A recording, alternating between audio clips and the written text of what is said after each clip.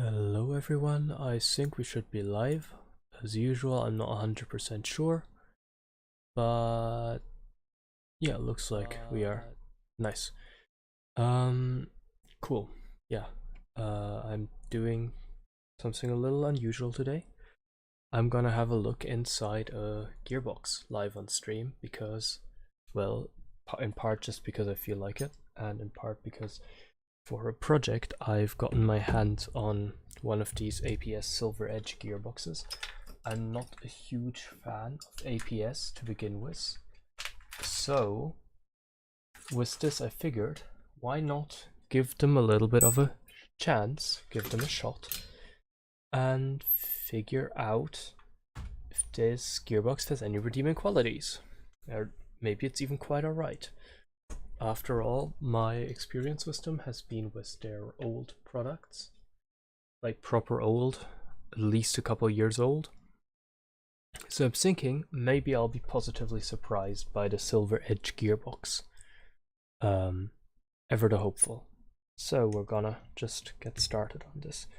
The goals in cracking this open are I want to see how well it's shimmed, for which I'm going to remove the... I don't like this tip, this is not the right size. 1 second. It'll be fine. So I'm going to remove the cylinder and that whole assembly. Because I just want to see how well it's shimmed. I'm not going to reshim it actually, because A, I don't have any shims on hand, and B, I kind of want to see how well it functions, but I also want to see how reasonable it would be to try and install a gate aster inside here. Because I've been thinking about doing that for a little project. So yeah, it does have a quick change gearbox, which is nice. APS quick change stuff is pretty good actually. The quick change works good. Still don't love their stuff. Their previous gearbox I had, the quick change was about the only good thing about it. So we're gonna find out if that's the case here as well, but I'm hoping it's not. I'm hopeful, because they advertised this gearbox as like being a really good gearbox, and it looks nice from the outside. It has a marking on it, which most gearboxes barely do, if any at all. Some have the brand marked onto them, and I have a healthy appreciation for that when they do.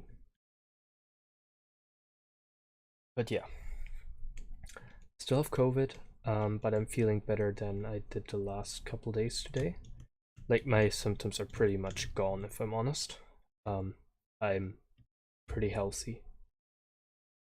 Still need to take my medication and all that shit, but like, yeah, I feel much better. Just my throat's still a little bit, and mainly my lungs are just icky.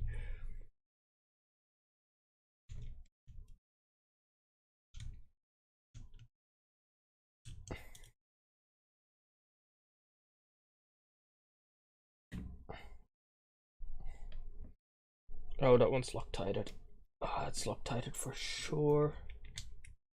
But it's coming out. Do I have to remove? No, I don't have to remove the bolt catch ledge. I'm hoping I don't have to take it out because I don't see a visible spring, which means if I take it off, it's probably going to be a pain in the ass to put together again, so I just won't. Ta-da! That came out. 2 screws on the bottom half of the gearbox. It's maybe a little excessive, but it's actually not bad to have. More screws means better tolerances, means less gear wobble. That's good. Now I will say, with APS previously, I've seen their gears just be way too tightly shimmed out of the box.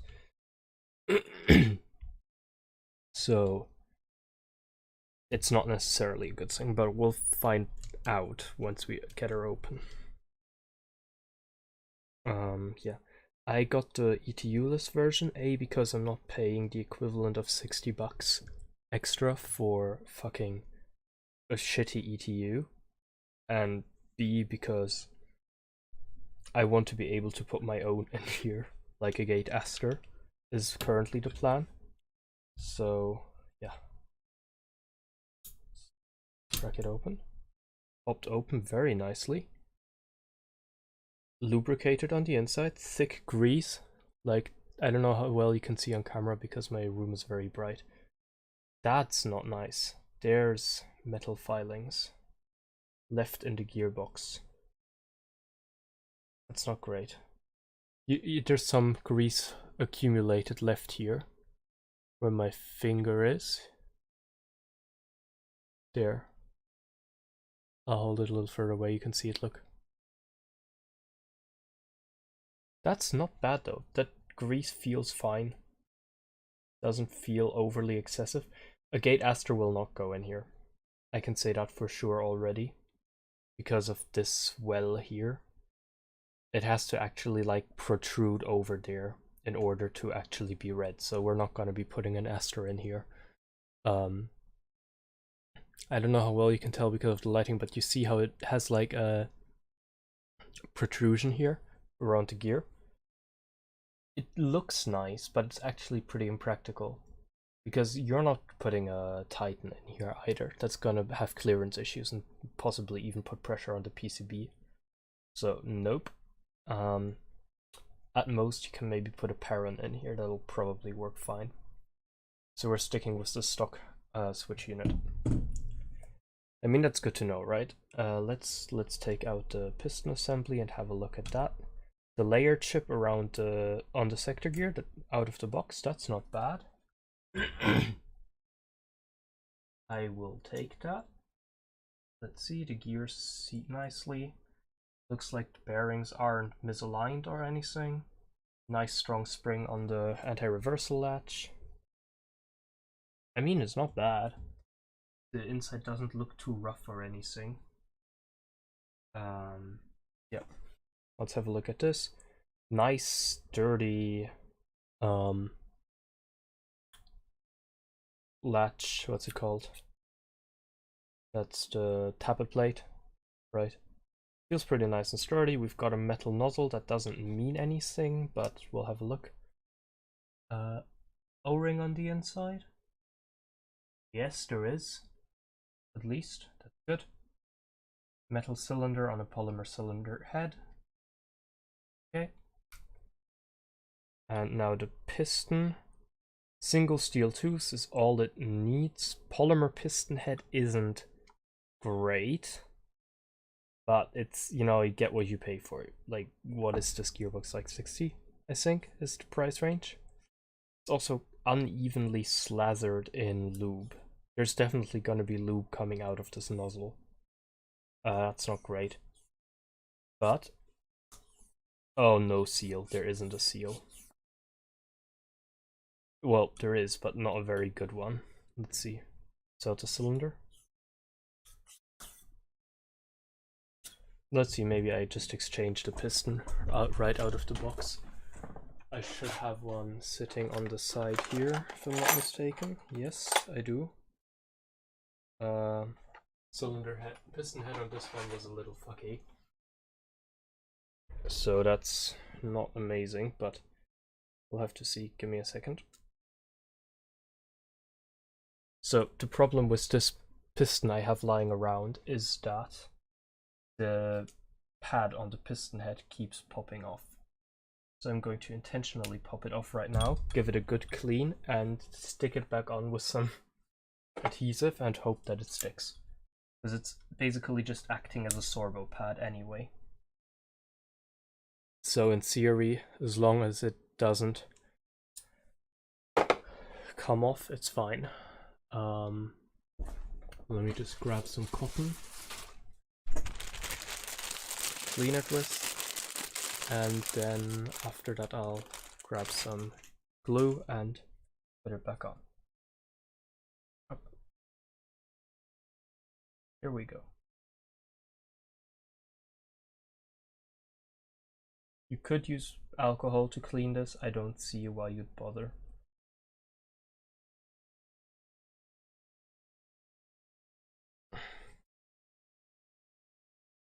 I'm just cleaning the rubber on the inside as well because it's got to adhere properly afterwards.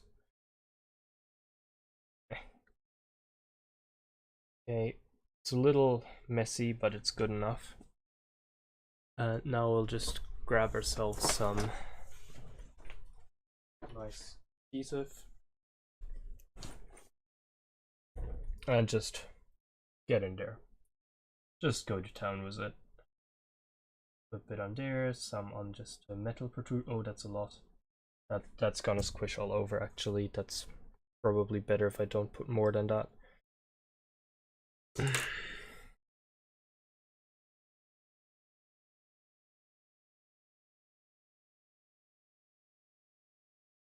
It's okay, so this is definitely going to go into the ports on this ported cylinder head, but that's unavoidable at this point. That's the cost of restoring it, then that's fine.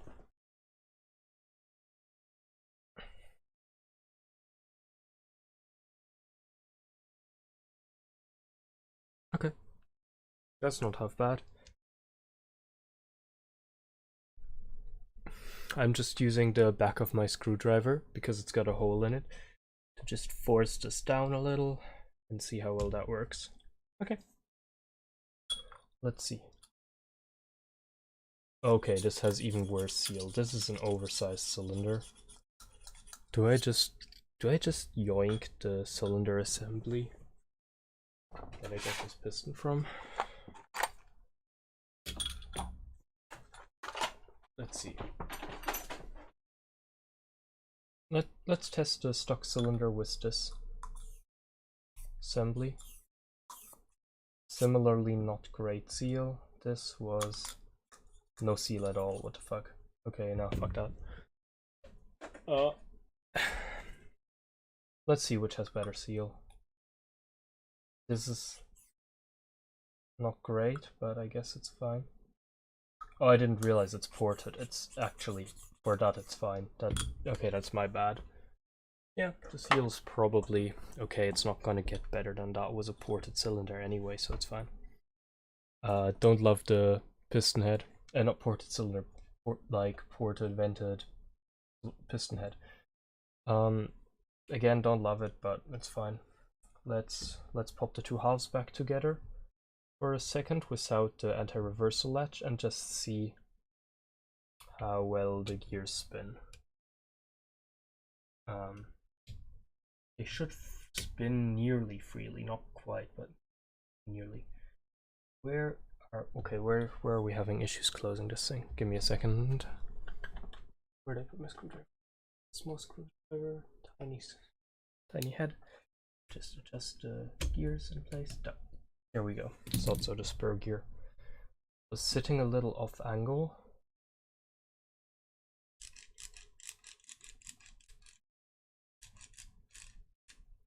It spins nicely actually. Wait, let's see. Can we get that on camera? Like, it spins silently.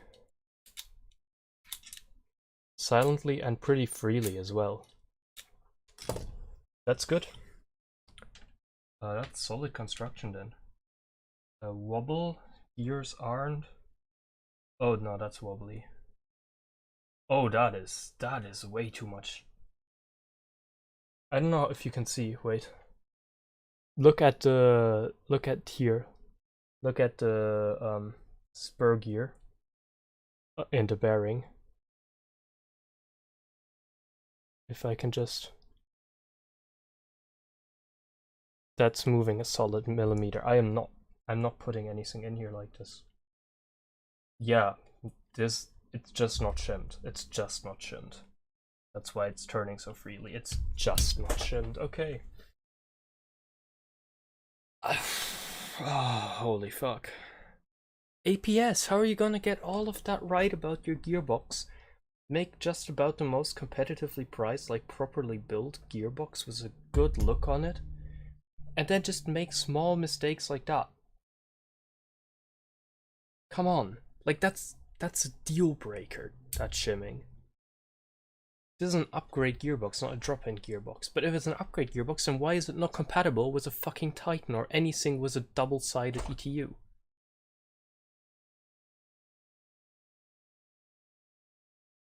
Guys, come on, how do you keep missing the mark like that? Like, I want to change my mind here because like the gears look like they're made well. They mesh well, right? That's good. You have a nice aftermarket trigger. The switch assembly looks fine. The finish on the inside is actually like good. It's good. The thing feels hefty. It looks nice. It's good. But then you have little things like that. You have this lip here around the gears. Why? That just limits the range of how much we can shim them. And it just stops me from putting a fucking Aster in there, like I originally planned to. I guess I probably could still if I cut the sticker alongside there.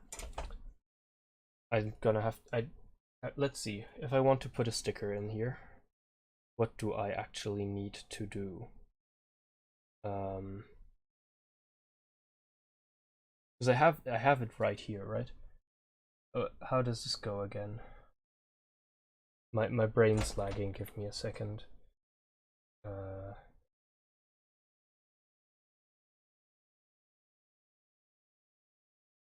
There. Flip, flip. I think it was like so. Oh, it might actually just fit. Just around there. Let's try it. I'm gonna take a second to file that down, because that needs to not be there for that to work. And then maybe we can try it, but I'm not, I'm not gonna be installing a gate Aster today though. Like I said, I really don't want to right now. I don't have the time or energy today. I'm a little pissed off that I don't have shims on hand. Because this is... I feel bad closing this gearbox without reshimming it. Because it is begging for a reshim. I really not have any shims around me. I was gonna test it as it came, but like, at this rate, if I test it as it came, literally all I'm doing is telling it to tear itself apart and go to hell. I can't do that.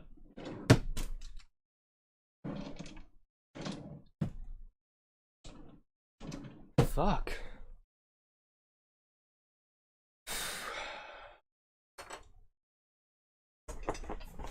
Do I really not have any shims? I have to have some. I always have shims.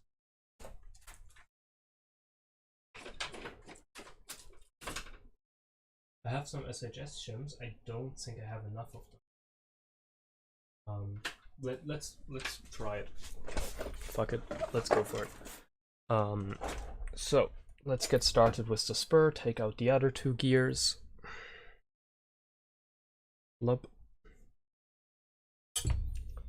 And let's take a second to gauge how much that spur wobbles. Let's take the trigger out as well, because it's easier to do this if there's no trigger installed. I'm a little careful here because I'm scared of trigger springs. They tend to be a little strong for my taste, so getting zapped by them usually isn't very fun. Yep, sent it fucking flying. Okay. Could install the Aster, couldn't I? But at least see how well it would fit. Not today. Or at least not right now. First we're gonna see if we can shim it. If we can shim it, maybe. If we can shim it, then we can think about it, yeah. But still thinking probably hard no. So the gearbox shell is closed, and that's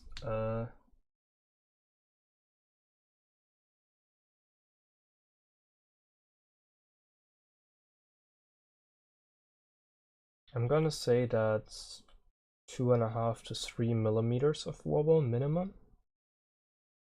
More like 4. I've got my SHS shims here, so yeah. Okay. Also, let's give it a turn while it's sitting on the bottom. There's a screwdriver. Doesn't seem like it's rubbing on anything like that. I will say it spins nicely. These are some nice gears. Not nice gears, but nice bearings.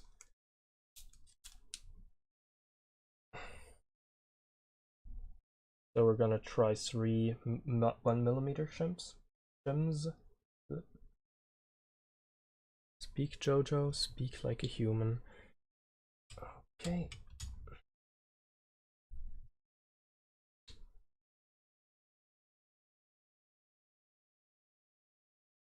That's rock solid in there.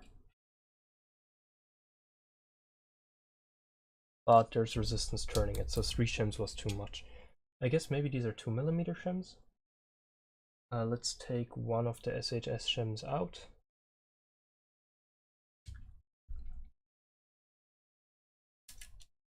That's spinning nice and freely.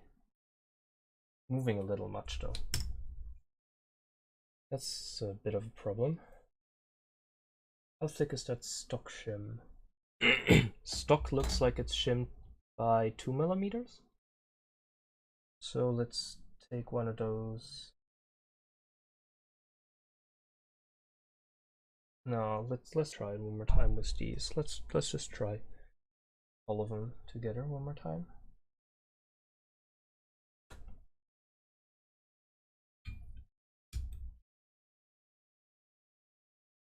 Oh, it turns freely enough. I think that's close enough for me to be satisfied with it if I spin it. Yeah, that's fine. Okay. That's our spur shimmed. I always start with the spur, it's just the easiest to establish. And once the spur shim is established, then the rest is much easier from there. So let's see. This should be shimmed enough that it's not interfering with the spur already.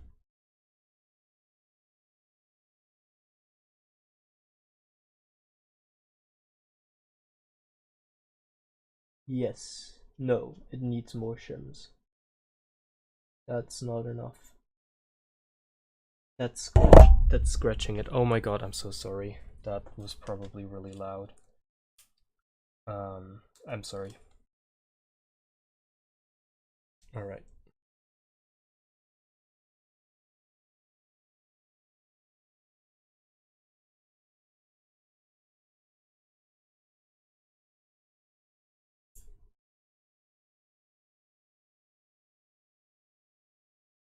I can use another shim down there.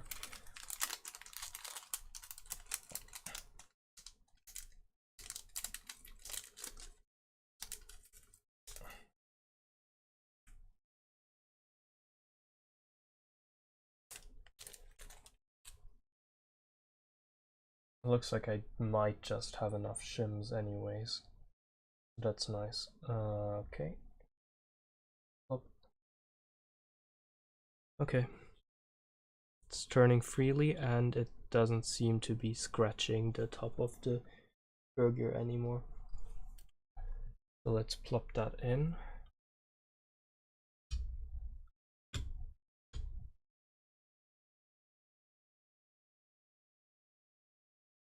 That doesn't spin quite as freely as I'd maybe like, but no, it still has some side-to-side wobble, so that's not the reason.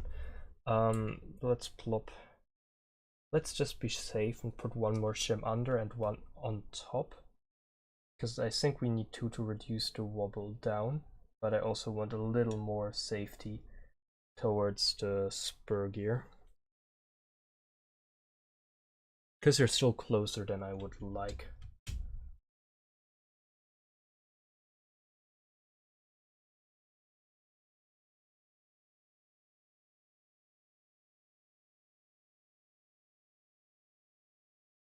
That can take at least one more shim to just keep it in place. So let's try it.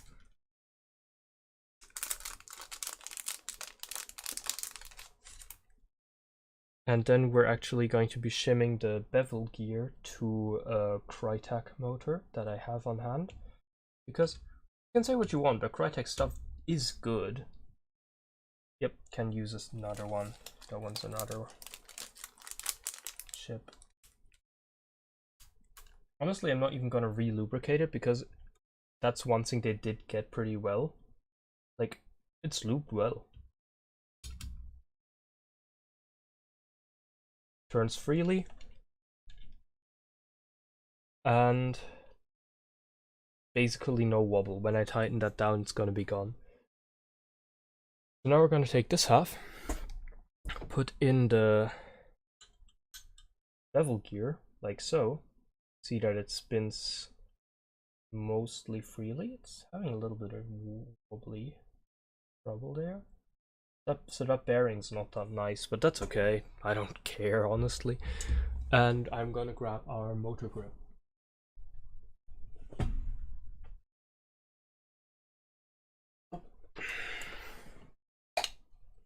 This is the motor grip because APS doesn't like comfy ones. APS doesn't like comfy ones in their receivers, so we're not gonna do that. Crytek base motor.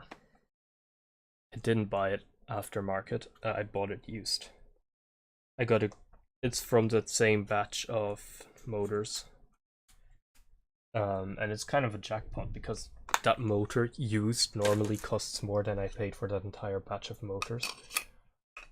Which is nice for me, obviously, and I feel kind of sorry for the guy who sold them to me because he's been trying to sell just a bunch of motors for a long time, to a point where he lowered the price that much. Alright, give me a split second because I need to grab me some screws for the motor grip. And I know I had some somewhere, I just need to know where I put them. Here they are. Installed in a trashed motor grip that I trashed trying to see if I could get it to work again, but it's bad. So I'm just gonna salvage the screws from there because it's motor grip screws, they're all the same anyway. They're not all the same, but I don't care anyway, is what I mean to express. I have other more pressing concerns regarding this project at the moment. Like, for example, the fact that my room is still an entire freaking mess, but this is what I'm doing instead. Yes. Please do not send help. My life is in tatters and I like it. Right.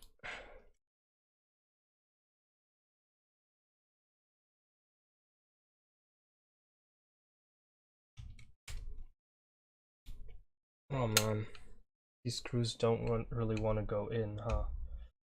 But they're gonna have to because I need them to. Screw off, go on. Okay. You can't see me. You can't properly see what I'm doing because what I'm doing is fighting with this motor grip that doesn't want to take the screws I'm threading into it.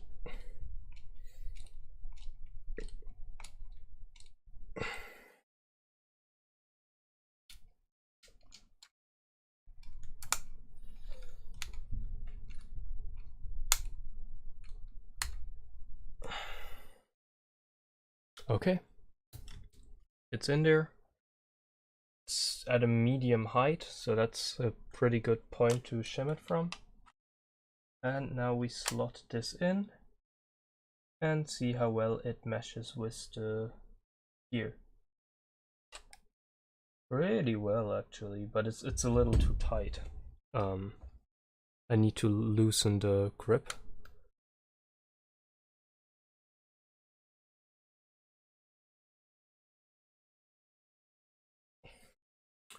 One second. Where'd I put that one? There it is. I need the screwdriver for that.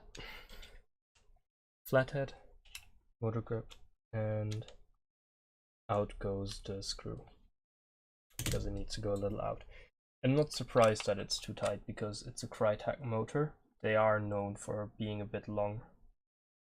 Okay, that can probably use one shim up. Like, I'm willing to bring that another millimeter up, but not much more than that.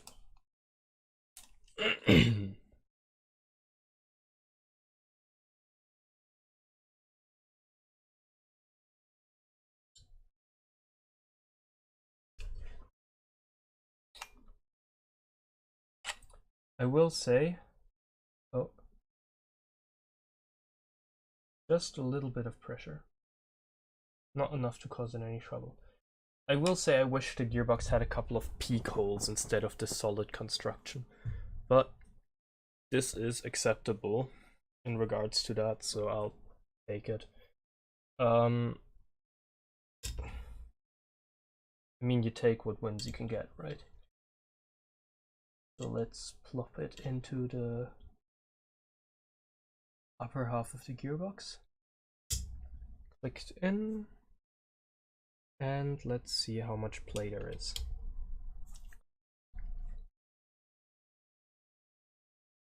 That's a lot. I mean, it's not a lot, it's not as much as the other two because I already have a shim in there, but that can use another two, maybe even 3 shims at least. Turns out I barely have enough after all. Let's start conservatively with 2. It's okay to have a tiny little bit of play on there because it's going to go away when I close the gearbox. Oh wait, no, that does need to go on the other side because I'm shimming it too tight for the motor at this rate. And I do not want that. Too tight for motor is not fun. Okay, it's in there. Now pop it closed for a moment.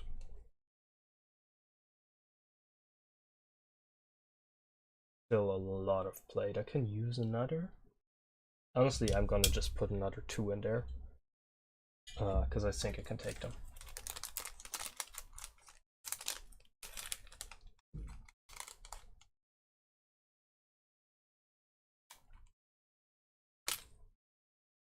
I don't know what's up with the different shapes of shims, but they all seem like they are probably SHS 1mm, so I don't care.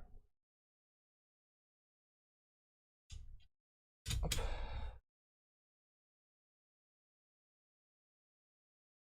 Can use even another millimeter of shim, honestly, but I think it's gonna be locked down pretty tight once I tighten the gearbox. Does it still turn freely? A little heavy, but I think it's okay. Okay. Then I think that'll be everything we do on this gearbox. Now here's the question, do I try to install the gate aster?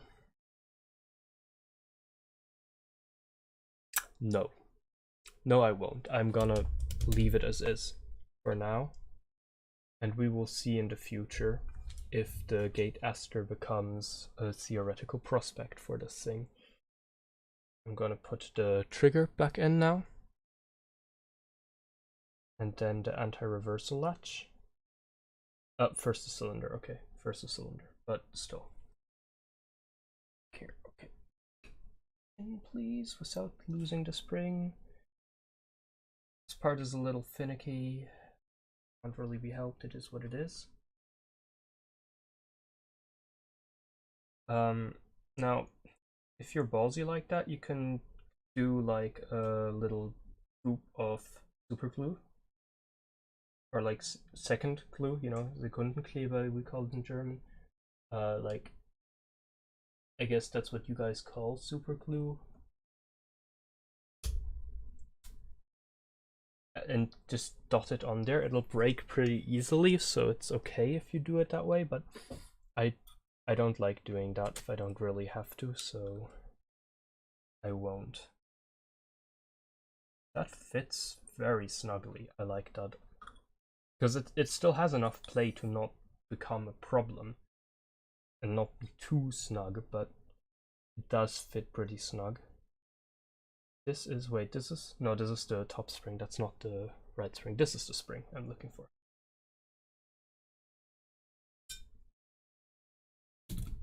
Gonna hook that in. You can't see it on camera, I assume, but sorry. It is what it is. Okay. Good, that is seated in there. I've just got to put this spring down. It's down. And next is the anti-reversal latch. Now this one has a very strong spring, I observed earlier, which is a good thing. I like that about an anti-reversal latch, but it also means I have to be careful here. Okay, and click. our holder is in place. Now we just hold it back and maneuver in our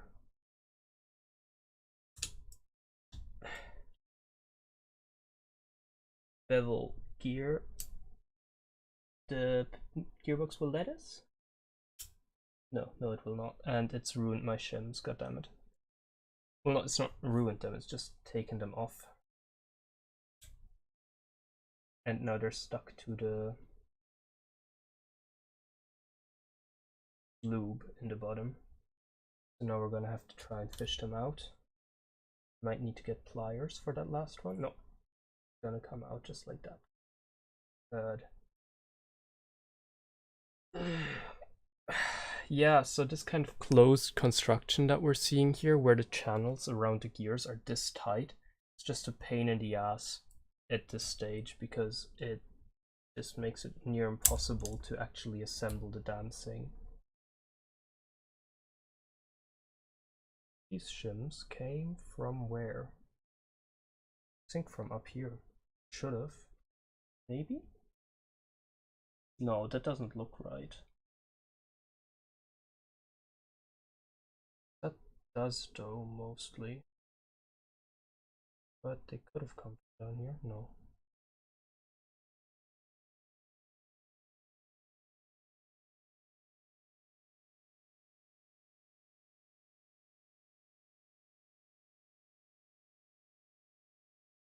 Fuck.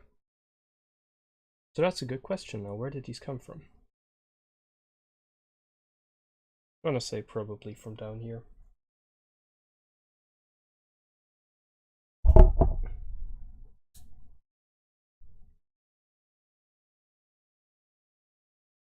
Is it in? I think it's in.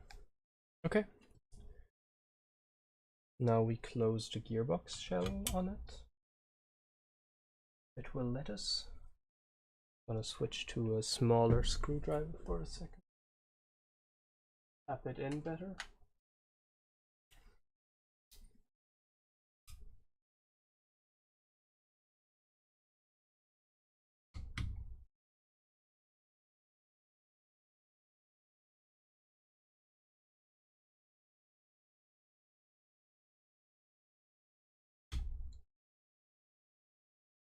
That seems like we're having some trouble up here. No, it's not the issue.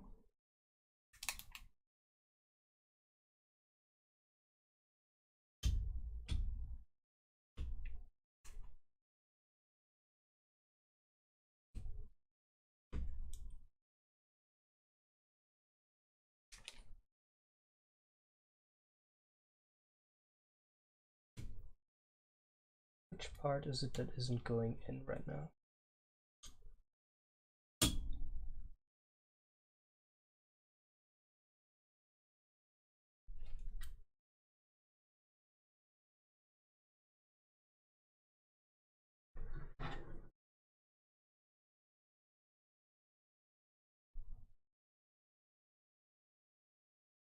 It's not wanting to go back together.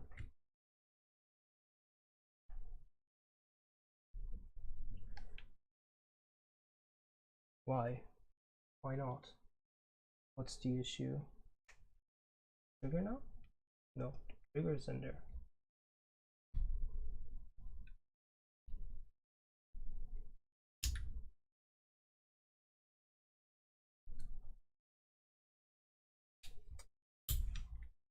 All right, now it's closed. Moving freely, so that means I shimmed it more or less correctly as well. Thank God for that. Now we can close her up and put in an M60 screw, because what I haven't told you is that the thing this is going in is a 0.5 joule limited one. For any international viewers, 0.5 joules may seem like it's very, very little, and it is. It's like 100 and something FPS, it's like a freaking Nerf gun. And that's intentional, because we're in replicas in Germany that go above that range need to be registered as gas guns or air guns. Oh fuck, I forgot to put the spring in the front. That's not good. I'm gonna have to undo these screws again and maybe even open her up. Although I hope very much, because it's a pain and I don't want to do it.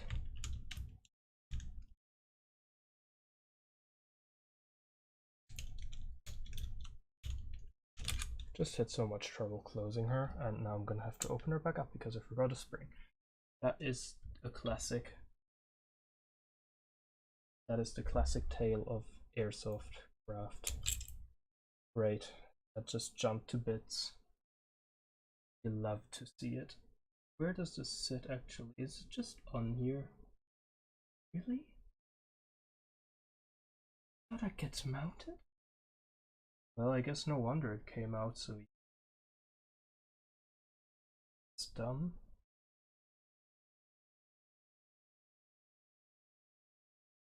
I'm gonna super glue that. Buzz off, I will in fact super glue that. I cannot be asked to hold that in place while I'm closing the gearbox. Nuh-uh. A little bit of super glue. Plop on there. Gotta close this so it doesn't all dry up at the same time. And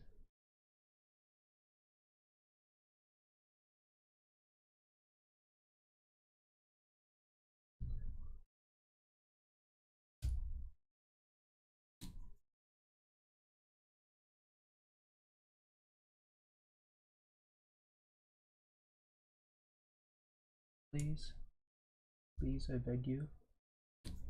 It looks like a tentative yes. No, it looks like a yes and fine.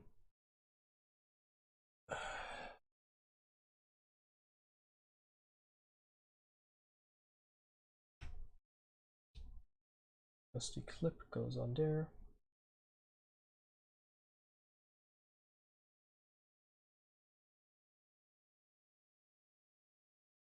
It's on there.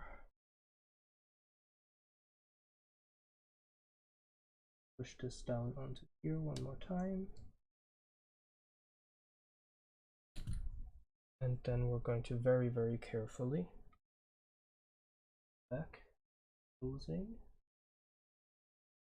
the gearbox.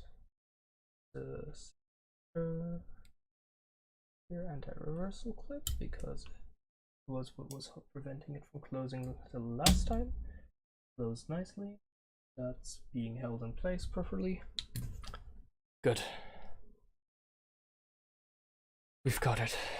Now we're just gonna have to put all the screws back in, which would be much faster and easier and more comfortable with an electric screwdriver, but I don't have one on hand now, so whatever. That was a little bit of crunch, but that's not that surprising because one of the shims got bent while I was closing it earlier. And that's fine, that's not a big deal. If a shim gets bent, it's just gonna get put back by the pressure. If it's between other shims, which it is, and it can fuck with the shimming for a couple of shots, but like after 1 or 2 shots, it's gonna have turned enough, especially on the bevel gear, that it really won't matter. Now, I also recently got some Arcturus 13:1 gears, which they released a while ago in their newer lineup of like top line stuff. And I've been very tempted to try them out, right? Because they're the cheapest high ratio gears like that are currently available on the market, as far as I know. Rather, they aren't. They're the second cheapest. Big Dragon is a tad cheaper. And Big Dragon has been my go-to for gears in the past. However, while Big Dragon has never given me any reason to complain, I've been wondering what about people who want something more or less brand name. And Arcturus is a somewhat trusted brand name. They are well known for making good product, I would say. So I think that their lineup here provides just that, you know, that entry point into name brand high performance builds. Okay, got the spring hooked in. It's being held in place. Now we're just gonna screw in here, and I'm assuming this is the correct screw because it's the longest of the short screws. And over to, oh, okay, I'm gonna need to Loctite that actually. That makes sense. Okay.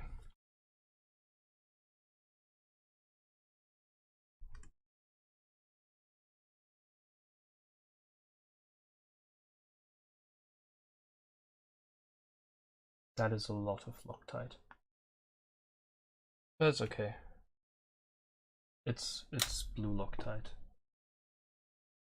Loctite 243. Not like it's gonna mess everything up here.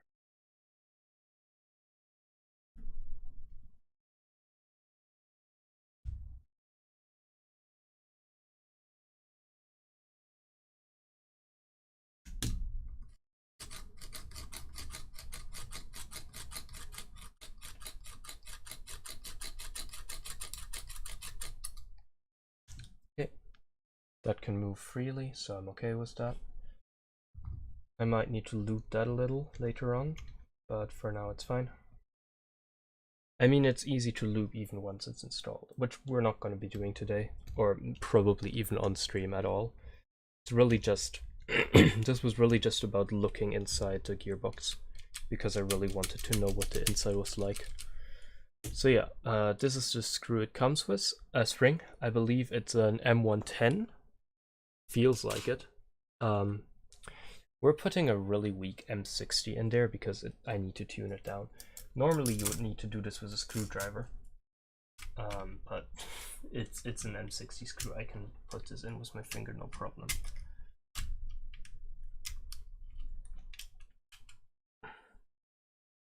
That's also why I mentioned the Arcturus gears, because I wanted to put 13:1s in here originally because APS are known for having not that fast response and not that great performance.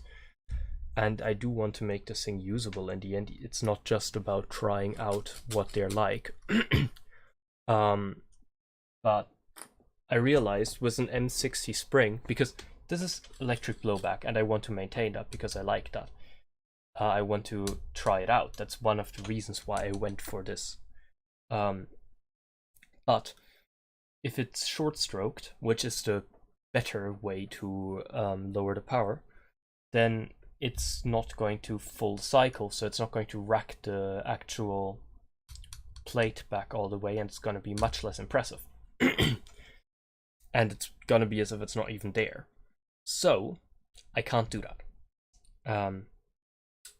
And therefore we're gonna go with a weak spring. But if we have a weak spring at a 13:1 gear set, then we can use any kind of motor and it's probably going to overspin. And it's okay if we have a MOSFET that can actually use active brake, but it's gonna wear out the motor then for no reason at all. So 18:1 gears it is. It's a 7.4 build, and we're not even gonna bother putting a MOSFET in for now. Maybe in the future. And that's what it's gonna be. So that's where we're at with the gearbox. Now for my opinion of it. Be warned, I look like shit. So yeah.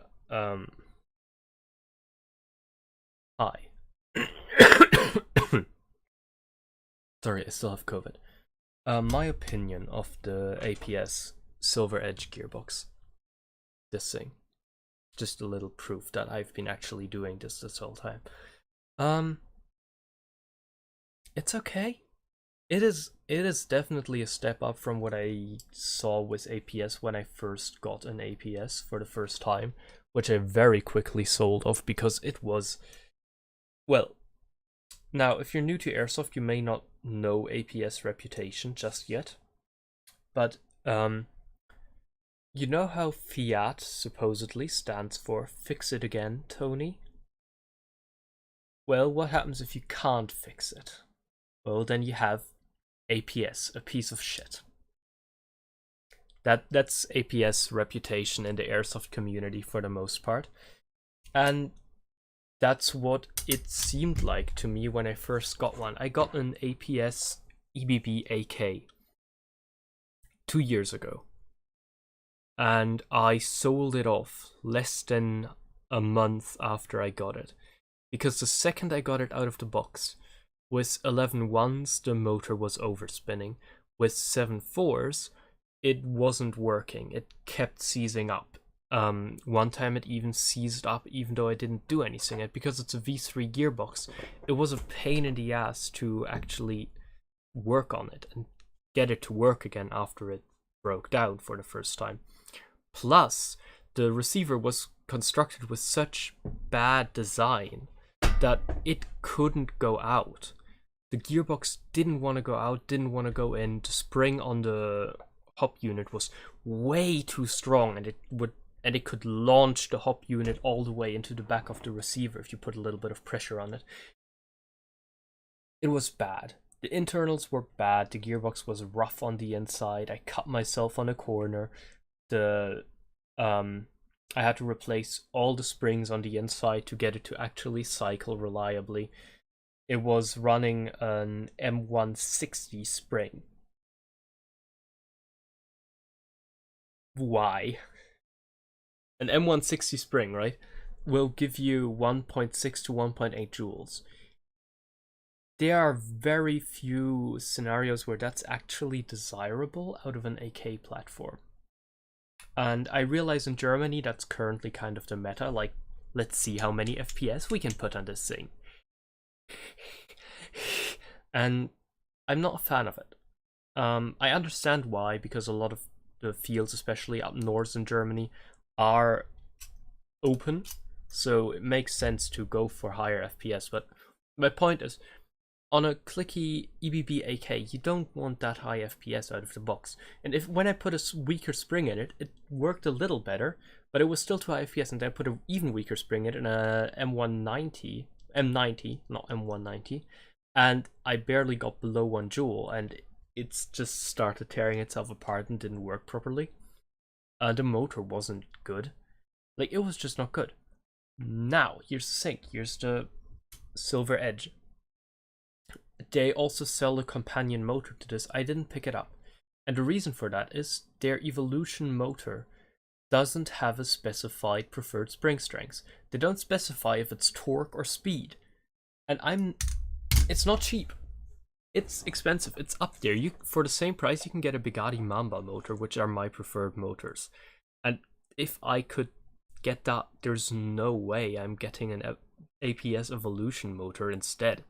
You've got to give me some convincing arguments to buy your product over something else, and not documenting your product on its sales page, advertising aside, is not how to do that, APS.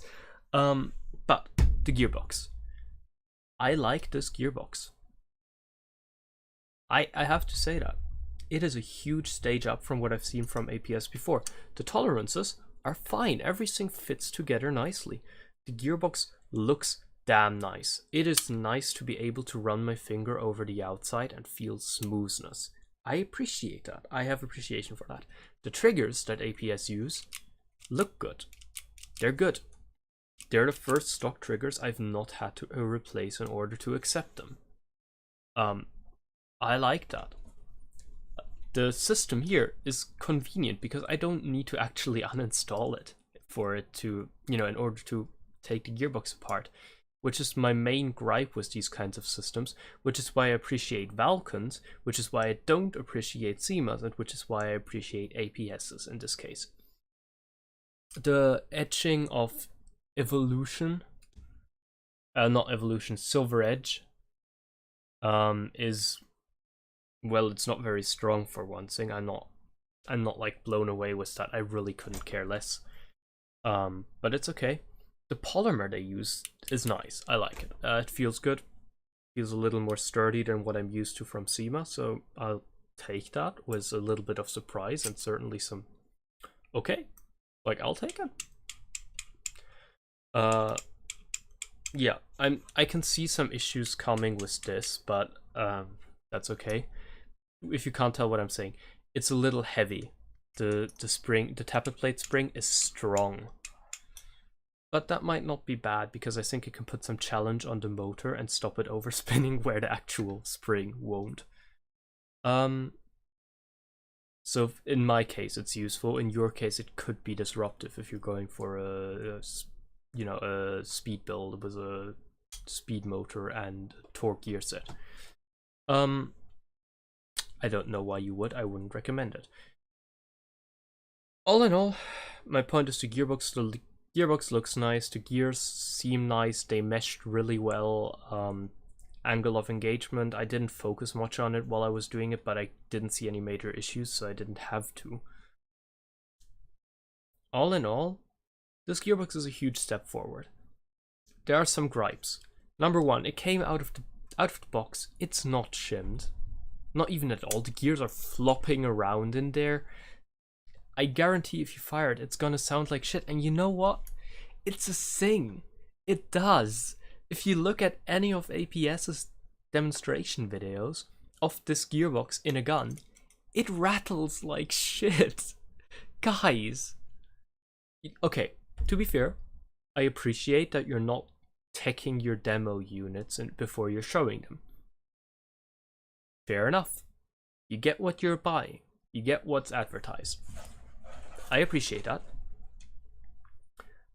Just, if all of your gearboxes, and this seems to be a consistent issue, if all of your gearboxes are shimmed so loosely that every single gear individually has up to 8-9 millimeters of play on it, which is what the Spur had, right?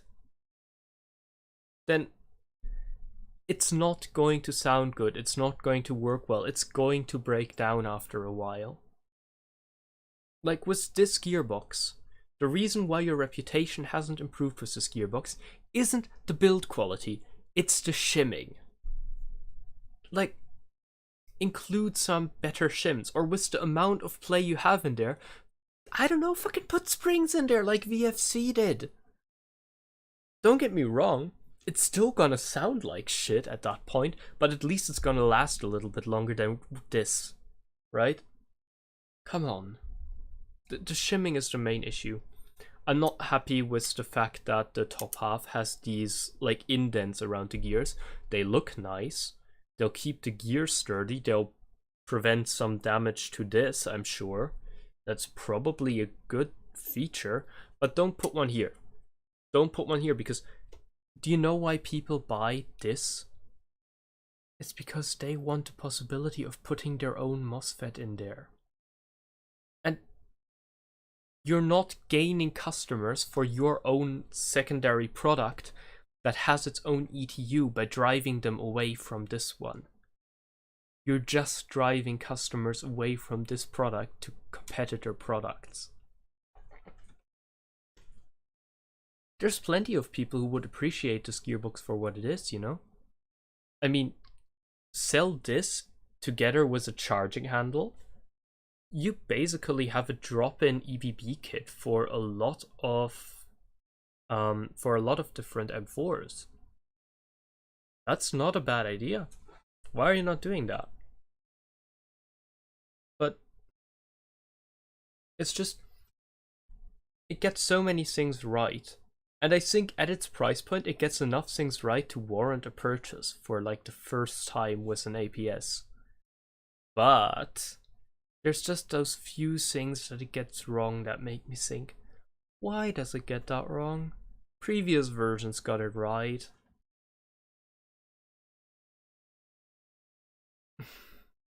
But even then, in the end, I think my end opinion of this remains a net positive. It feels nice. It has some viewports on either side that allow you to see the piston working. It's not open all over, which to some people might be a con. I see it as a pro and a con, because on one hand you don't get to troubleshoot easily. On the other hand, it means that like dirt and stuff isn't getting in there that easily, and it's just gonna, it just looks a little nicer as well. I'm okay with it. It has the proper nice, honestly, latch system here. It has the quick change system, which is really big. Quick change system on a $60 gearbox. That's good. That is really good. Yeah, it has a nice trigger. The trigger switch unit, I didn't point it out while I was in there because it's a stock TM pattern switch unit. It's pretty standard, but it looks nice.